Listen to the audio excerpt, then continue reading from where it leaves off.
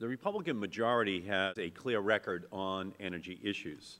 After dozens of hearings, markups, and floor debates on Republican energy legislation, no corner of this issue has been left unexamined. No stone that might produce oil has been left unturned.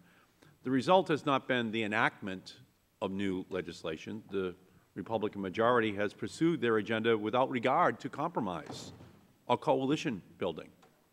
It is partisan, not bipartisan. It is an effort to push just one party's agenda, not working with the other party to find ways in which we can work together to pass legislation that both parties agree upon. It's all Republican, all developed by Republicans, without really any interest in the kind of bipartisanship that I really do believe the American people want to see. And as a result, there is little to show for their efforts. But what has emerged is a clear picture of the majority's clear aims. The Republican majority does not support any further oversight activity regarding the Deepwater Horizon disaster and does not support enacting safety legislation to ensure that a similar disaster is not repeated. The majority does not support increasing domestic energy production by forcing big oil to start drilling on the 56% of onshore leases and 72% of offshore leases that currently sit idle in public lands. If you want to know why we're not seeing an increase in the public land drilling, it's the oil and gas industry is not drilling on the leases they already have.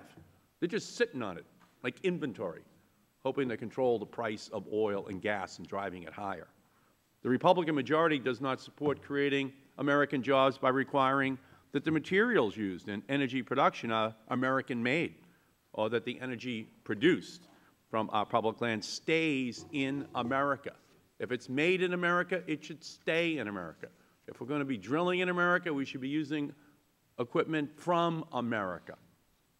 The Republican majority does not support cracking down on Wall Street speculators who manipulate the market and thus manipulate consumers for profit.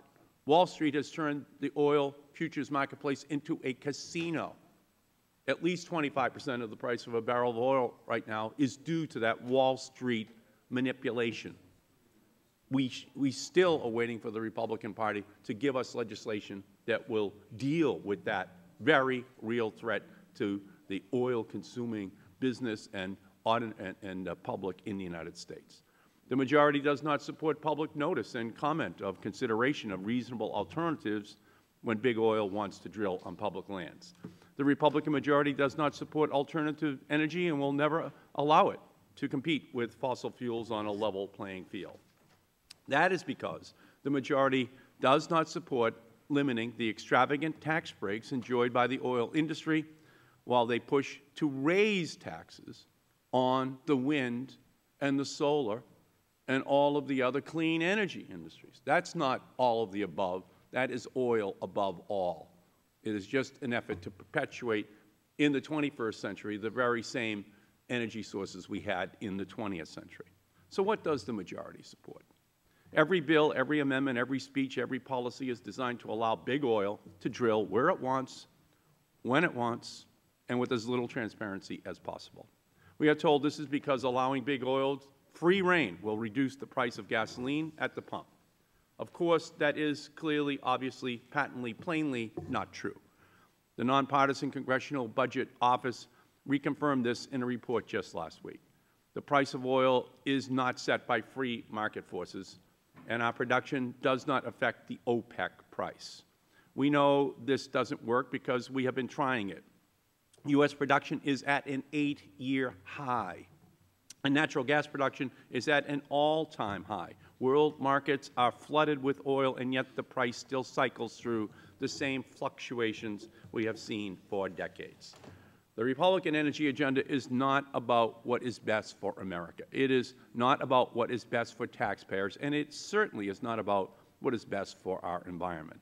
This agenda is not even about increasing domestic production or creating jobs.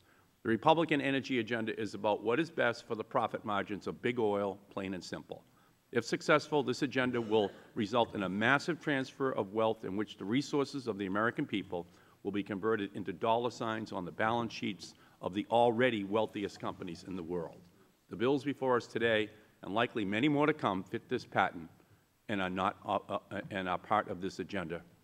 While this is not the agenda of the American people, while it is not bipartisan, while it is not an effort to work with both sides of the aisle, it is clearly the Republican agenda. And if control of the Senate and the White House shift, this agenda will be the law, and this may only be a preview of coming attractions.